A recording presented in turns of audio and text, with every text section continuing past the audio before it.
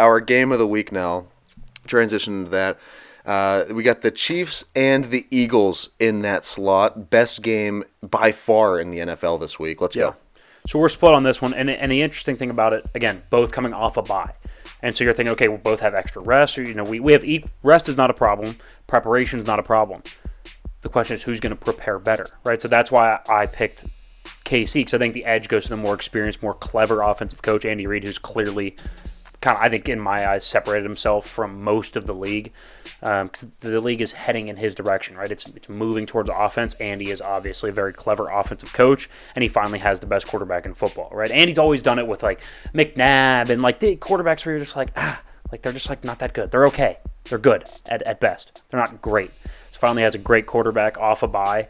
I think that's fantastic. I think that's part of why they win. But let's get to some keys to victory as to why I think they win. Starting with the Kansas City offense, I think you got to get the ball out quick. That secondary can be had, and it's kind of a weak tackling secondary. So if you can put stress on them to come up and make tackles, right, that is where you can excel. Especially talent-wise, they have Casey has the guys to make moves with the ball in their hand. Kadarius Toney could make you miss in a phone booth. Sky Moore's shifty. Rashee Rice can move. Even Travis Kelce for a tight end is quick and agile. So if you can put stress on that defense to make open field tackles, that's how I think you can kind of turn those out routes, screens, slants into 20, 30, 40-yard plays, big splash plays without having to have Mahomes sit in the pocket against that pass rush. I see that, yeah.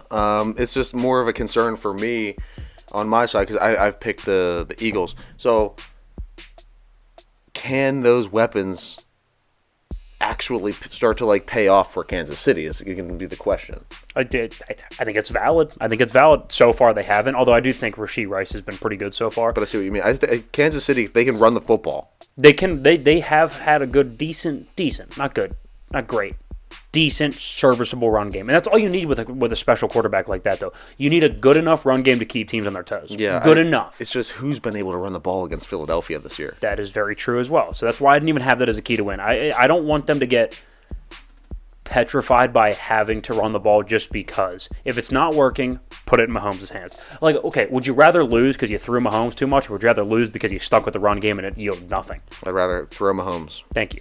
Kansas City defense, though, double A.J. Brown and pray.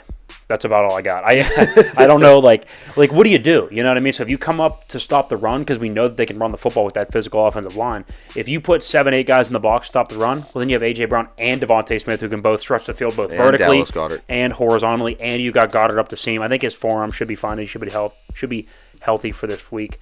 So again, if you leave this game knowing A.J. Brown has 200 yards and 2 touchdowns, you're sick. You're just sick. Because you're sitting there, you're like, we had 2 weeks to prepare, and this is what we came up with. This is the game plan, and A.J. Brown torched it. You cannot. You got to do the Bill Belichick approach. Take away their best player. Make them play left-handed. Make them use other guys that are not used to stepping up in that way. So double A.J. Brown, pray for your life. Yeah. I wish I had a better answer, but I think that's it. I just think, if you're Kansas City and you're looking at how do I defend this offense, it gets really tough because I think arguably the Eagles have the best and the most two-dimensional offense in the league. It's certainly a top 2 or 3. When you look at the run game that they're able to get going with that offensive line, and just with the pure skill. And I would say adding Jalen Hurts as well, yes. Jalen Hurts is extremely mobile. And, when you need the 2 yards on the tush push, he's going to pick it up. He's so strong, especially his lower half. And then you have those receivers, and I think there's an argument you have 2 number 1 receivers. 100% you do. And so that leads me to my second point. The Philadelphia keys to victory on offense, it's got to be a Devontae Smith game because I do think Trent McDuffie, the corner, has been really good so far this year, and they have a couple nice safeties that I like. So I think they will be able to bracket A.J. Brown and at least minimize him. I think he's still going to get his. I think they're going to minimize what he can do in terms of down the field. So Devontae Smith is going to have to come in big. So if they want to win offensively, it's got to be a Devontae Smith game, through the air at least. Yeah. Philadelphia defense, keep Mahomes hemmed in. If you can make him stay in the pocket, right, don't rush too far upfield. Keep those ends, at Mahomes' level. If they rush upfield, he's going to be able to get out and get outside of the pocket, make plays. We know he's borderline more special outside the pocket and outside of structure than he is within structure, and we know he's good within structure as well. So keep him hemmed in. Do not let him extend the play. Those corners are fine, but if they got to cover for 11 seconds, you're screwed. So yeah, I don't care who your weapons are. They're gonna find open space in that amount of time. Yeah. Yeah, and that is a concern. I mean, even if you get a lot of pressure to Mahomes, that doesn't really seem to phase him that much. Right, he's one of the best quarterbacks against the blitz. And also, it's not just pressure. Where is the pressure? If you just rush straight upfield, you're screwed. He's going to just escape out of one of the holes. Mm-hmm. So, I don't know. Score prediction. All right. I'm going to go... I'll go 33-30. It's going to be Philly. Super close. 33-30 Philly. I'm going to go slightly lower scoring. Primetime unders have been hitting. I'm not sure what the over-under is. I don't know if the under hits, but I think it's going to be somewhat lower scoring. I'm going to go 24-20 Kansas City. 24-20? 24-20. Okay. Close game, but I like them. I think this is by far the game of the week. I can't wait. This is for me a stay-away game in terms of betting just because I want to enjoy it. I actually put up a question on SOBET, and I encourage you guys to go look at it and check it out. Drop your answer below.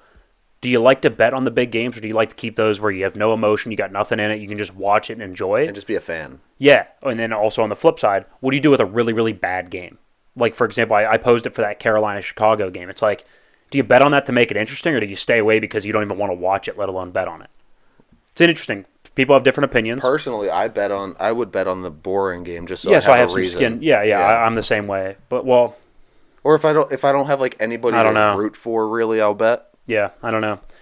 Depends on how boring who the teams are, but it's an interesting discussion nonetheless. But that's all I got for us. Yeah.